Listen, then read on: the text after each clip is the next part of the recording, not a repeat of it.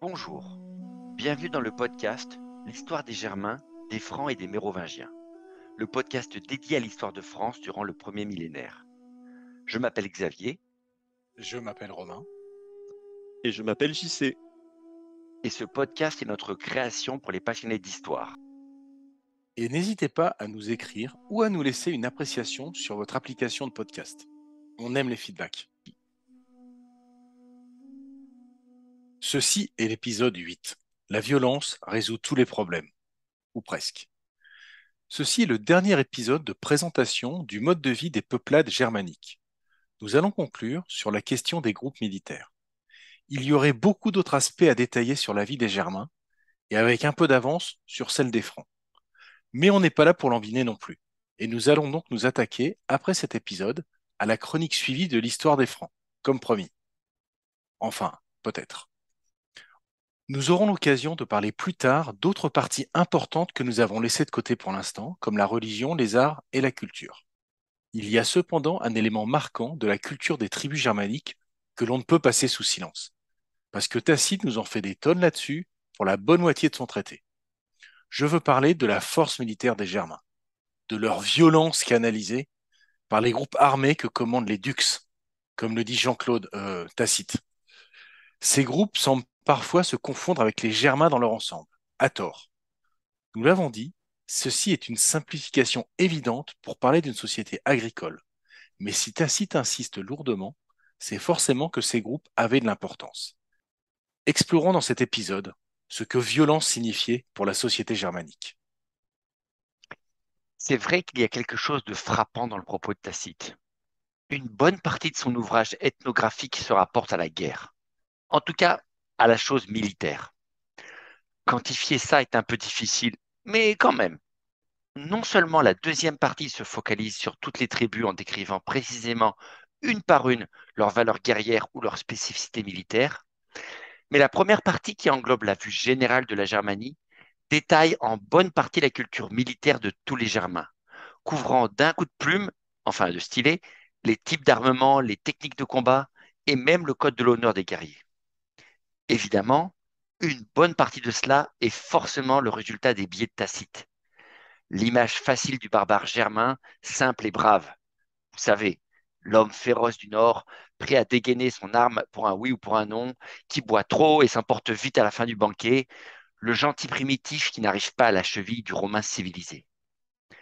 Mais en plus, il écrit avec un objectif précis, comme on l'a dit. La menace germanique comme moyen de sortir les Romains de leur léthargie d'hédonistes avachis comme des Grecs, comme appel à se retrousser les manches de la toge pour revenir à plus de vertu morale. Mais bon, on l'a dit et répété. Tacite n'essaie pas de décrire une société réaliste. Il projette les valeurs aristocratiques qu'il veut voir chez les Romains sur ces braves simplets du Grand Nord. Les Germains mènent une vie héroïque entre la guerre et les banquets selon lui. Ils dédaignent le travail de la terre et c'est à leurs yeux paresse et lâcheté que d'acquérir par ses sueurs ce que l'on peut obtenir par son sang, comme nous dit l'auteur. Ok, ça ressemble un peu à du grand n'importe quoi, mais quand même ça claque. Sacré Tacite, il aurait pu faire spin doctor au XXIe siècle. Mais il n'a pas pu tout inventer. On l'a dit, le Germain est conditionné au quotidien pour faire usage de ses armes dans sa vie courante. Et si Tacite nous en parle en long et en large d'une puissance militaire des Germains, il y a forcément une raison. C'est vrai. Il y a une autre facette à cette culture de la violence dans la société germanique que nous avons évoquée dans l'épisode précédent, avec les vengeances et conflits privés entre les clans. Les assemblées sont aussi le lieu de sélection ou de confirmation des chefs militaires. Et donc, que mettre en route des raids guerriers plus ou moins larges fait partie du quotidien des Germains du 1er siècle. Alors, essayons de creuser un peu cette question. D'abord les chefs. Derrière ce mot de chef militaire, dux, comme dit Tacite, il y a une réalité un peu plus complexe qu'il n'y paraît. Ces dux, donc, ont pris le pouvoir, ou en tout cas du pouvoir, grâce au succès de leurs opérations. Et ils ne seraient pas exactement de même nature que les nobles qui, eux, auraient hérité du pouvoir à cause de leur ascendance royale, pour faire simple. Donc, à la tête des tribus de Germanie, on trouverait à la fois des chefs politiques et religieux, des nobles, comme les Romains pour simplifier appellent les rois, des hommes qui peuvent se distinguer parfois, se confondre d'autres fois avec des chefs purement militaires, dont l'influence, elle, n'est pas le produit de la naissance, mais de leur succès sur le champ de bataille. Mais il faut être un peu prudent sur cette définition. On n'a pas de distinction nette acceptée par les spécialistes entre ces deux types de chefs, notamment parce que la distinction établie entre les dux, les chefs militaires, et la nobilitas, les nobles en latin, rejoint un peu trop dans le contexte romain la séparation entre patriciens et chevaliers, qui sont de plus en plus importants dans la structure impériale. Un peu comme Tacite lui-même d'ailleurs, issu d'une famille de ce type, est devenu sénateur sous les Flaviens. Ça sent un peu trop le parfum de Rome, cette catégorisation. Tacite fait peut-être une simple projection qui ne s'applique pas vraiment à la réalité germanique de son siècle. Ok, donc nous sommes d'accord. Les textes de Tacite sont peut-être un peu trompeurs sur la nature des hommes de pouvoir dans la société germanique. On peut difficilement savoir si une séparation étanche entre chefs militaires, les dux, et les nobles existe, ou si ces deux populations se recoupent ou finissaient par se mélanger de toute façon au fil du temps et des mariages. En tout cas, ce qu'il faut retenir, c'est que les Germains avaient des chefs et des hommes de guerre. Ça semble certain. Qu'ils étaient nobles ou pas à la base est une autre histoire. Mais leur groupe armé, leur suite, comme le dit Tacite, c'était quoi? Nos chefs se caractérisent tous par la présence à leur côté d'une troupe armée, obligatoirement.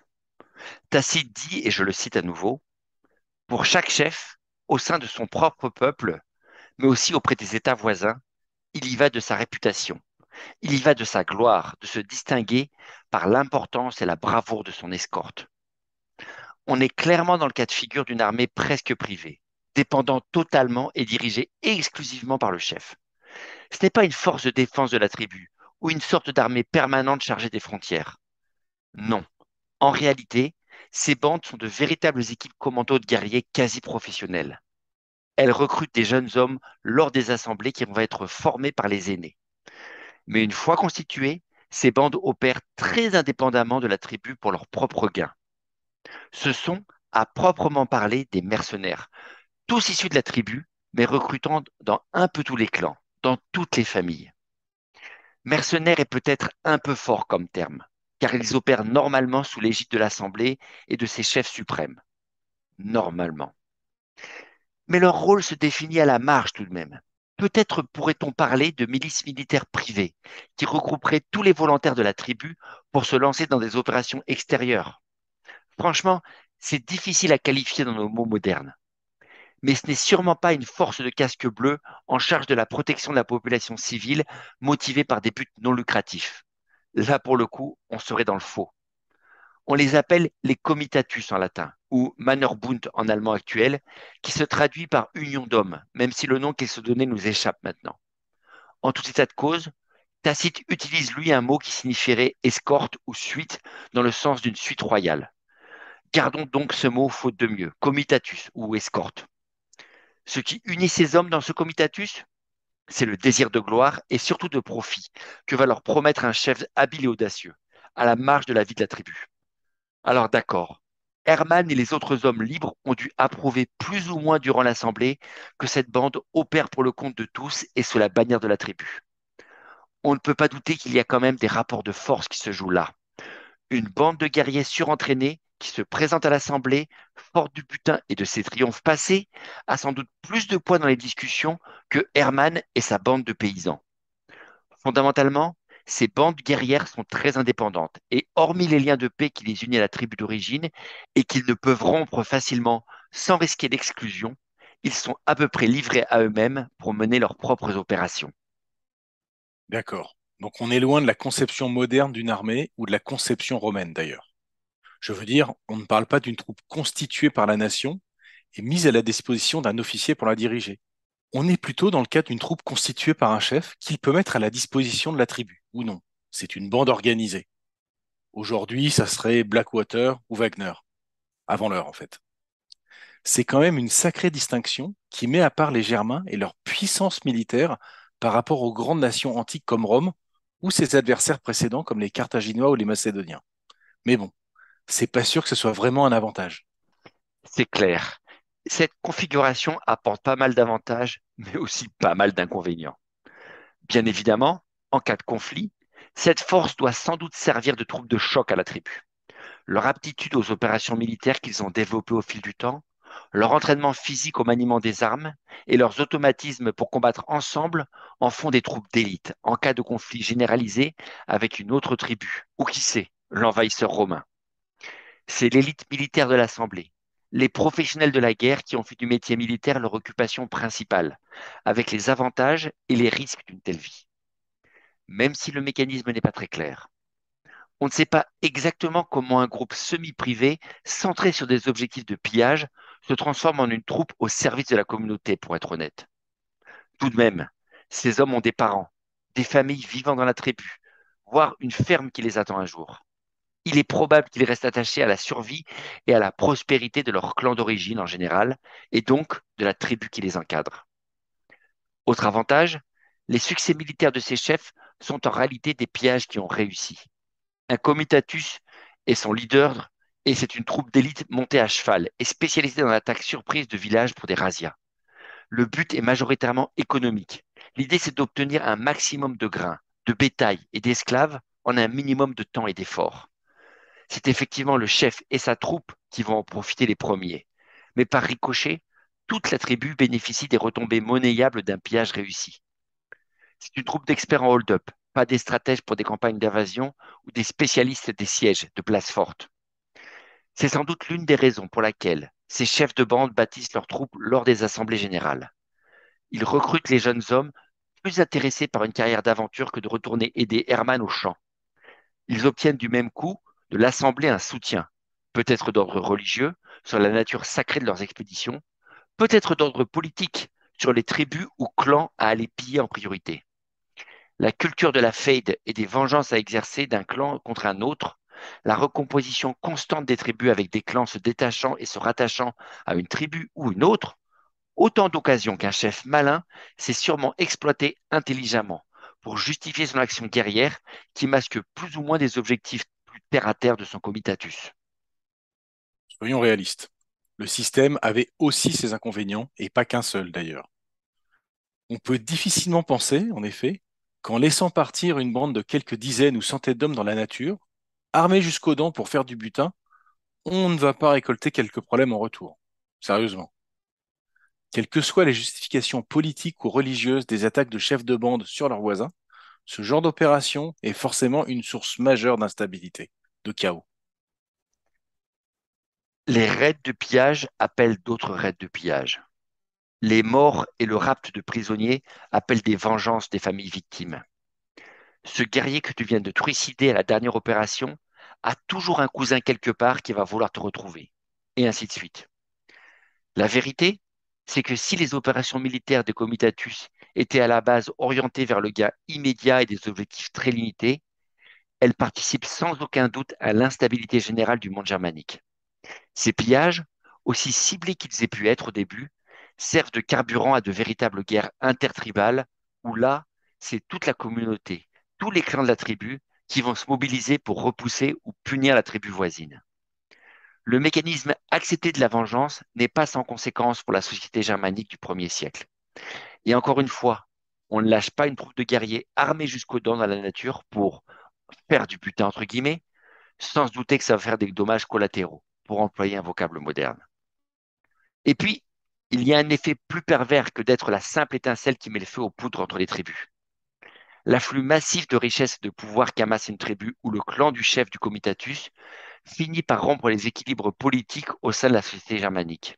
Tout le monde veut être dans l'équipe qui gagne. Alors un chef qui commence à générer beaucoup d'argent et de gloire autour de sa personne finit lui aussi par déstabiliser l'équilibre de son propre groupe d'origine. Il prend l'ascendant sur toute l'assemblée de sa tribu, son aura grandit au point de prendre le dessus sur les autres chefs et de s'imposer parfois comme un leader incontesté d'un groupe conséquent d'hommes. Et à partir du moment où Rome s'en mêle, en identifiant quelques chefs à succès et en les traitant comme des rois ou des princes, entre guillemets, qui parlent au nom de la tribu, il renforce et accélère le phénomène de rupture des équilibres et de concentration du pouvoir dans les mains de certains hommes. Apparemment, L'or et les cadeaux brillants de Rome ne va qu'asseoir encore plus le pouvoir de ces guerriers, qui deviendra plus vaste que tout ce qui a pu exister au siècle précédent. Si la société germanique a eu des nobles ou des chefs politiques par le passé distincts des chefs militaires, ce qui est possible mais pas tout à fait certain, l'influence de Rome, qui ne comprend que la loi du plus fort, va faire émerger définitivement le pouvoir des militaires à la tête des tribus. Un effet de bord qui ne sera pas sans conséquences dans le futur. En tout cas, comme casque bleu, on a vu plus efficace pour maintenir la paix et la stabilité quand même. Pour parler donjons et dragons, on dirait une bande de chaotiques neutres. Ils peuvent tout aussi bien vous sauver la vie que vous piquer votre femme. Ils ne sont pas spécialement méchants ou gentils, mais ils apprécient toujours de semer la zizanie partout où ils passent. C'est sûr qu'on a rarement vu des opérations militaires tout azimut et dans tous les sens apporter de la stabilité à une société. Tout compte fait, je les trouve sympathiques. Et oui, si leurs leaders deviennent immensément riches, par leur succès militaire, renforcé par la générosité de Rome, il n'est pas trop difficile de voir comment ils vont s'imposer en haut de la pyramide sociale. Que conclure de tout ça? Des comitatus au fade, du port d'armes généralisé pour les hommes libres, comme l'échange de cadeaux martiaux le jour du mariage de Hermann et Frida. Peut-être simplement accepter que Tacite n'a pas tout inventé dans son désir de faire peur aux Romains, et qu'en effet, la culture de la violence et des armes est vraiment un fondement de la vie des Germains. Porter ces armes pour venir se présenter à l'Assemblée, c'est clairement une marque de l'identité de ces hommes, un élément tangible de qui ils sont et de comment ils se voient. La marque de l'homme libre, c'est ce qui le différencie irrémédiablement des esclaves ou des enfants, puisque ni les uns ni les autres ne peuvent en avoir. Et on comprend que tout cela n'est pas qu'une question de style ou de vagues réminiscences culturelles d'un passé folklorique dont tout le monde aurait oublié l'origine au premier siècle. Pas du tout. La violence est dans l'univers quotidien de Hermann, un paramètre routinier dans tout ce qu'il doit faire ou envisager pour son propre futur, qu'il soit lui-même un guerrier ou pas.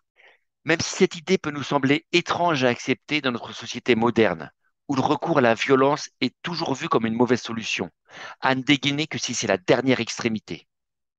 Mais les Germains vivaient dans une autre culture et à une autre époque que la nôtre, totalement. Pas un monde anarchique lié à une violence aveugle entre tous et toutes où les hommes s'entretueraient sans raison comme des soi-disant bêtes sauvages. Absolument pas. La violence était présente mais codifiée. Elle était fréquente mais pas sans règles. Et d'une certaine manière, pas très différemment des Romains. Par exemple, on l'a dit, le concept de paix à l'intérieur du clan et même de la tribu, quand les vengeances étaient apaisées, avait énormément d'importance. Briser la paix hors des conditions acceptables par la société, comme durant une assemblée ou dans une famille, était puni avec la dernière sévérité et signifiait à coup sûr votre mort sociale pour le groupe. Mais de même que la paix imposée dans un groupe était acceptée comme une norme sociale, l'utilisation de la violence et de la guerre dans un autre cadre faisait tout autant partie de la normalité pour des Germains. Une réalité acceptée, comprise et voire anticipée par tous. Déclencher de la violence physique dans les normes acceptées de tous comme une fête familiale, une opération de razzia d'un comitatus ou même un conflit intertribal n'était pas vu comme un échec ou une faute, mais plutôt comme une facette de la vie normale, un devoir sacré dans certains cas où l'expression de la liberté des hommes doit se manifester. Une continuation de la politique en quelque sorte, comme le théorisera Clausewitz au XIXe siècle. C'est évident que pour nous, cette violence physique, comme mécanisme de normalisation des relations sociales entre voisins, entre clans ou entre tribus, semble un peu bizarre. On aurait presque envie de leur dire de se calmer un peu, de respirer un grand bol d'air, plutôt que de se dire la plupart des problèmes doivent se régler à grands coups de hache dans la tronche. Mais c'est nous, et nous devons accepter que la norme de l'époque et le devoir moral avaient une signification différente chez eux. Difficile de ne pas se projeter un peu en avant et de se dire que ce genre de philosophie allait forcément créer des situations intéressantes avec la confrontation avec Rome. Surtout une Rome, christas- Surtout une Rome christianisée à partir du IVe siècle. C'est clair, on peut trouver ça étrange. Et les Romains trouvaient cela sans doute étrange aussi, même si en matière de cruauté et de violence, ils n'avaient pas de leçons à donner aux autres. Mais leur désir de pouvoir et de domination s'exprimait de manière plus policée sans doute. Rome a réussi à conquérir un empire de milliers de kilomètres carrés en écrasant des centaines de peuples et toujours en se présentant comme l'agressé, plein de bonnes intentions, obligés de se défendre contre des barbares aux frontières. De Carthage aux Gaulois, des Macédoniens aux Parthes, Rome n'a jamais rien fait. C'est toujours la victime à en lire les auteurs classiques. Pense-t-on vraiment que les Germains étaient plus méchants que les Romains dans le fond? Vraiment?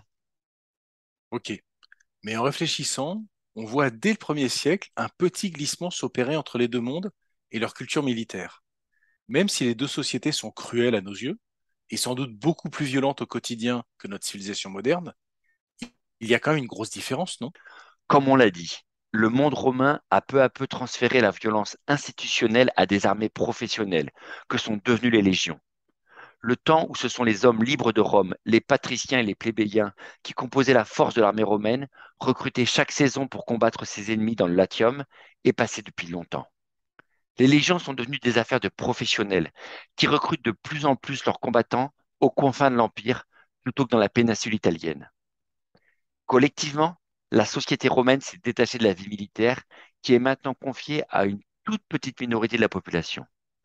Quelques centaines de milliers d'hommes pour une population d'à peu près 70 à 80 millions d'habitants. Le citoyen romain qui vit dans une grande ville de l'Empire, que ce soit Lugdunum ou Éphèse, ne vit pas avec l'idée omniprésente que la guerre est un paramètre de sa vie quotidienne. Après tout, on définit la gloire de l'Empire comme la Pax Romana, la paix romaine. À l'inverse, c'est toute la société en Germanie qui est militarisée. Non seulement Hermann et ses amis disposent d'armes dont ils savent se servir en cas de besoin, non seulement des chefs militaires entretiennent de véritables bandes de professionnels de la guerre, mais ils se sont imposés à la tête de toutes les tribus. Concrètement, la société dans son ensemble vit dans un univers façonné par le conflit et dans un état de violence endémique permanent. Déclencher une vengeance, une guerre ou une opération militaire n'est pas une idée choquante, c'est un paramètre du quotidien. Tuer ou rendre esclave son ennemi n'est pas une réalité cruelle mais distante, confiée à d'autres hommes pour garder les mains propres comme à Rome. C'est une façon de vivre au quotidien que tout le monde accepte, avec ses dangers et ses promesses.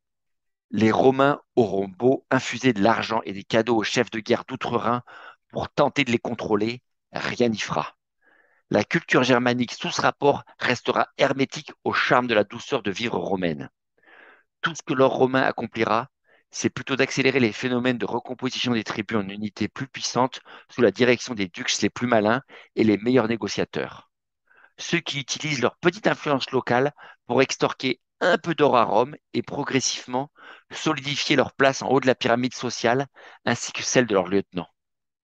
Et puis, l'influx d'or de Rome pour tenter de contrôler ces dites tribus aura une autre conséquence imprévue pour nos Romains.